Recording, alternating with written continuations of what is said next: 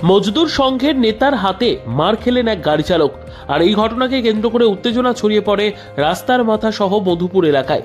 যদিও সেই অসহায় গাড়ি চালক সুবল দাস শেষ পর্যন্ত বিশালগড় বাস জিপ চালক সংঘের দ্বারস্থ হয় এবং সেই নেতার কঠোর শাস্তির দাবি রাখলেন।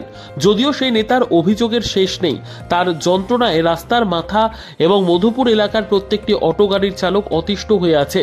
মুখ খুলতে সাহস পাচ্ছে না, আর কিছু মুখ খুলতেই সেই গাড়ির চালকদের কয়েকদিনের জন্য রাস্তায় বের হতে দেয় না, এমনও বিস্তর অভিযোগ রয়েছে তার বিরুদ্ধে। ঘটনার বিবরণে জানা যায়, গোকুলনগর রাস্তার মাথা ভারতীয় মজদুর সংঘের অটো শ্রমিক সংঘের সম্পাদক রতন দাশগুপ্ত রবিবার সন্ধেবেলা রাস্তার মাথা এলাকায় একটি গাড়ির সামনে দাঁড়িয়েছিলেন। এমন সময় আগরতলা নাগেরজলা থেকে একটি কমান্ডার জিপ, যার নম্বর TR01A4014 কমলাসাগর কোনাবন উদ্দেশ্যে যাত্রী নিয়ে আসছিলেন। এমন সময় একজন যাত্রী কমান্ডার জিপটি বিশালগড় যাওয়ার কথা ভেবে সে গাড়িতে উঠে পড়ে নাগেরজলা থেকে। পরবর্তী সময়ে যখন সে গাড়িটি রাস্তার মাথায় এসে কোনাবনের উদ্দেশ্যে আসতে শুরু করে, এমন সময় সেই যাত্রীকে নামানোর জন্য কমান্ডার জিপটি দাঁড় করায় চালক সুবল দাস। এমন সময় আচমকা ক্ষিপ্ত হয়ে ওঠে গোকুলনগর রাস্তার মাথা অটো শ্রমিক সংঘের সম্পাদক রতন দাশগুপ্ত। যদিও শেষ পর্যন্ত অসহায় কমান্ডার জিপ চালক সুবল দাস তার কাছে নত হয়ে ভুল স্বীকার করে, কিন্তু তারপরেও রতন দাশগুপ্ত সেই চালক সুবল দাসকে তার দলবল নিয়ে তার উপর মারধর শুরু করে বলে অভিযোগ। পরবর্তী সময়ে অন্য চালকরা এগিয়ে এসে সেখান থেকে তাকে উদ্ধার করে। পরে চালক সুবল দাস বিশালগড় মজদুর সংঘের দ্বারস্থ হয় এবং অভিযুক্ত রতন দাশগুপ্তের শাস্তির দাবি রাখলেন। একজন নেতৃত্ব হয়ে কি করে শ্রমিকের ওপর হাত তুলেছে তার শাস্তি রাখছে অন্যান্য চালকরাও। যদিও রাস্তার মাথায় গোকুলনগর এলাকার অটো শ্রমিক সংঘের সম্পাদক রতন দাশগুপ্তের অভিযোগের শেষ নেই।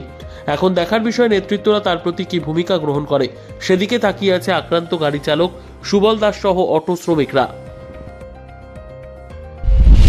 কিছু দাদা 40 সুবল দা লগে রাস্তার মাথা গাড়িটা সাইড করে দাঁড়াইছে পরে প্রথম কেটা দিন কি তার খুশি ছিল খুশি আমি কি মাথার চাকরি নিয়ে গাড়িটা সামনে দিয়ে গাড়ি আছে এই একটা 2.5 টান দিয়ে চাবি করে দিতেছে, চাবিটা নিয়ে না ও না চল ভিতরে চল এরপরে আরেকদিন ধমকা দিন কারণ করছে 2-3 বার দুইটা খাবার দুইটা টান দিছে।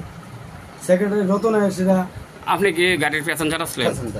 কিটা হইছে সেক্রেটারি রতন আয়াসিরা এখানে আমার এই সরে দাঁতটি ফেলে দেন, তুই কথাটা কিতা বলি আমি কি দেখেন তার দেন খারাপ কিছু না কইছিস। গাড়িটি যদি এত বড় স্ট্যান্ডার থেকে একটা সাইকেল না রাখতে পারে আমরা মাথার উপরে রেখে দেবো, আর কিতা করবো?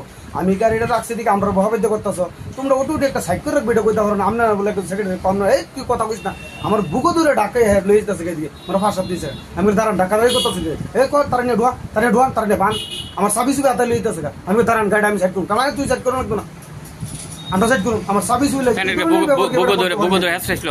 হ্যাঁ বুকো ধরে টাইম লই যেতেছে। আর যখন কথা কইছি কইনি বকইছে এই অফিসে বুকো ধরে একটা সেক্রেটারি এভাবে কথা কইতে এরপর তো যখন রতন দাশগুপ্ত আসলো শিওর এ বেটা নিজে এই কাজটা করছে আমার সাথে। আমি বলি দাদা আপনি এটা কেমনে করেন?